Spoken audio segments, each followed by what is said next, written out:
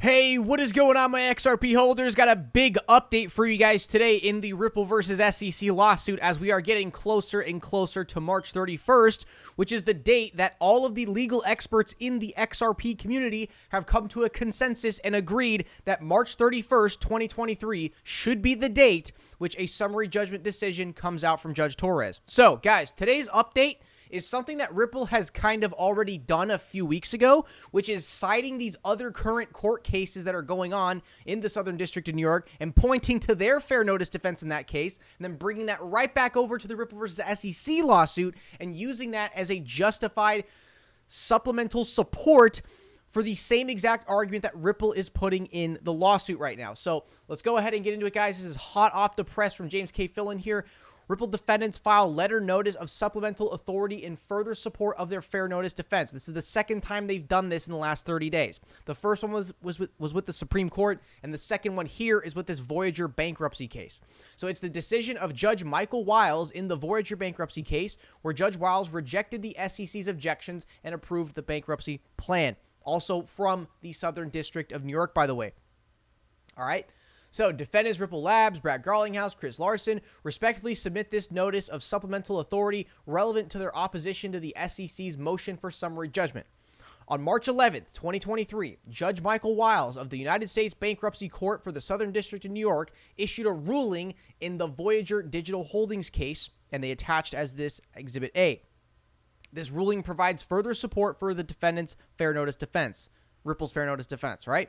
So, Voyager concerned the bankruptcy of Voyager Digital, a digital asset brokerage company. Under the proposed bankruptcy plan, Voyager would sell its assets, including a digital asset called VGX, to the exchange Binance US. The SEC objected to the plan, arguing that VGX token had, quote, aspects of a security, without specifying what those aspects were. Another shot at the SEC there. It further objected that Binance US was an unregistered securities exchange, again, without specifying why the SEC staff thought so.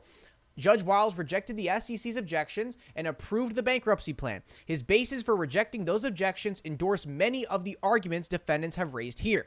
So this is a really big case in the crypto world. I imagine if I was Judge Torres myself, who's overseeing this case, there is definitely a lot of pressure here. It's essentially the United States government versus billion-dollar Silicon Valley company that is working with the biggest banks in the world. I understand why the summary judgment decision is taking a really long time, because this decision will dramatically affect the future of cryptocurrency and XRP going forward. So I really don't blame Judge Torres here for taking her time.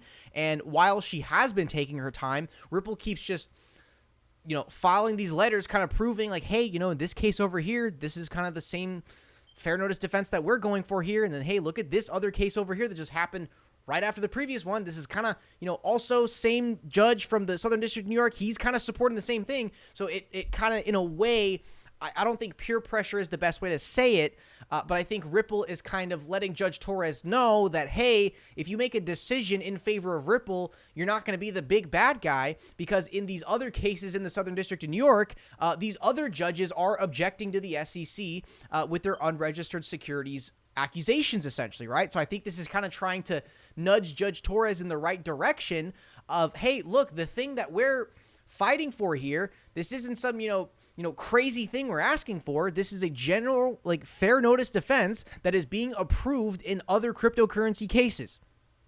All right, so that's kind of what I believe Ripple's strategy is here. They know Judge Torres is probably thinking on this for a very, very long time on what to do, and there's a lot of pressure, but they're kind of, I think, guiding her in the right direction, trying to influence her about how, hey, these other judges are supporting the same exact argument that we are doing in this case, right?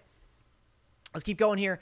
This is not that much longer. I know this is 242-page document, but after the first 2 pages, it is all exhibits and citations of other cases and stuff like that.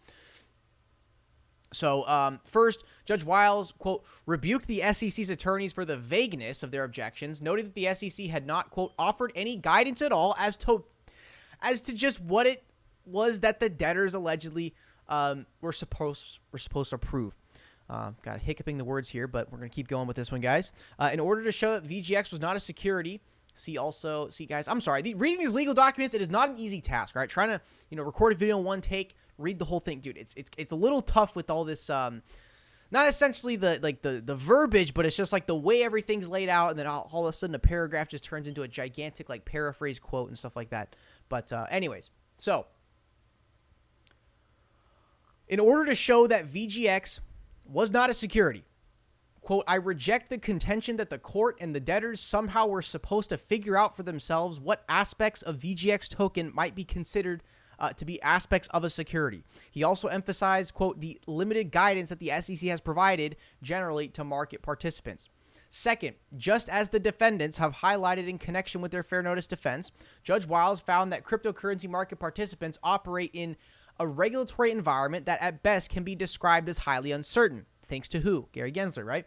In which regulators themselves cannot seem to agree as to whether cryptocurrencies are commodities that may be subject to regulation by the CFTC, or whether they are securities that are subject to securities laws, or neither, or even on what criteria should be applied in making the decision. An uncertainty that has persisted despite the fact that cryptocurrency exchanges have been around for a number of years. Okay, this guy, Judge Wiles over here, this guy definitely does have a bag of some crypto. Copies of the March 11 opinion and relevant hearing transcript in Voyager, along with a copy of Judge Wiles' order denying the government's motion for a stay on March 11th decision pending appeal, are attached as Exhibits A to C for the court's convenience. We thank the court for its consideration of this matter. And then David Schwartz, Ripple CTO, actually responds here. It's just the Department of Justice insisting that they not be prohibited from criminally prosecuting people for doing precisely what a judge's order would compel them to do, despite not having raised any coherent argument that any other part of the order is illegal. Now, Salem comes in here and says, do judges always use sophisticated words? Why not ridiculous instead of preposterous? Honestly, I think it's ludicrous, possibly even English. Also risible, asinine, outrageous, and unreasonable, maybe even astonishing and inane. Okay, David Schwartz coming there with the verbiage intelligence from the man David Schwartz there. Went ahead, this man filed a patent for distributed ledger technology back in 1989. That is why he is suspected to be the real Satoshi. Anyways, guys, that's the update for today. Appreciate you guys tuning in the video. Make sure you smash the like, subscribe down below, hit those post notifications, and I'll see you guys in the next one.